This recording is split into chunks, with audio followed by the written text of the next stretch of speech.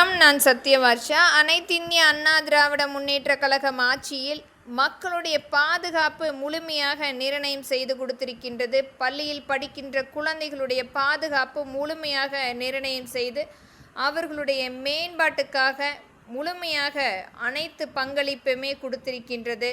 இன்றைக்கு வருகின்ற சட்டமன்ற தேர்தல் அனைத்து இந்திய அண்ணா திராவிட முன்னேற்றக் கழகம் ஆட்சி அமைக்கும் போது குழந்தைகளுக்குரிய அரசு வழியில் படிக்கின்ற குழந்தைகளுக்கு புதிதாக கட்டி கொடுக்கக்கூடிய பள்ளிக்கூடங்கள் முழுமையாக தமிழ்நாட்டில் 40,000 பள்ளிக்கூடங்கள் அமைத்து தரப்பட வேண்டும் என்பதும், மைதானம் மற்றும் அடிப்படையான அனைத்து வசதிகளும், கண்காணிப்பு கேமரா மற்றும் ஒவ்வொரு பள்ளிக்கூடங்களிலும் காவல் அதிகாரிகள் நியமனம் செய்யப்பட வேண்டும். இது குழந்தைகளுக்குரிய பாதுகாப்பு நிர்ணயம் செய்து தரப்படும்.